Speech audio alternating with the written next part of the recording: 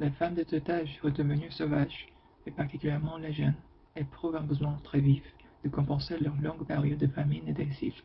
Elles sont attirées de manière irréfléchie par des gens, par des objectifs qui ne sont en rien nourriciers ou capables de tenir la distance, ou qui vivent, à quelque peu que ce soit, des cages les attendent de vies étriquées vers lesquelles elles risquent d'être fallacieusement attirées ou poussées. Si vous avez été capturé, si vous avez souffert de faim de l'âme, si vous avez été pris au piège, et tout particulièrement si vous avez un besoin de création, alors vraisemblablement vous avez été, ou vous êtes une femme redevenue sauvage.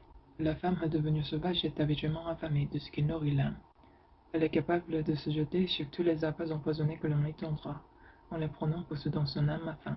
Certaines se détournent de pièges au dernier moment et s'en tirent sans grand dommage. D'autres, plus nombreuses, tombent dedans sans réfléchir et perdent momentanément l'essence.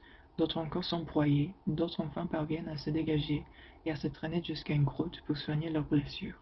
On peut éviter ce genre de choses en anticipant les pièges et en passant à côté d'eux. Pour cela, il faut développer de nouveau sa perspicacité, accroître sa méfiance, apprendre à manœuvrer avec adresse. Savoir quelle manœuvre est la bonne implique de voir quelle est la mauvaise. Ce que je crois être le résidu d'un ancien conte de vieille femme, riche d'enseignements, illustre les malheurs de la femme devenue sauvage et affamée. On le connaît sous plusieurs titres: les chaussures de danse du diable, les souliers brûlants du diable, les souliers rouges. Hans Christian Andersen en a déjà une version à laquelle il donne à ce dernier titre, et qu'en véritable conteur, il orna d'emprunt à sa sensibilité ethnique propre.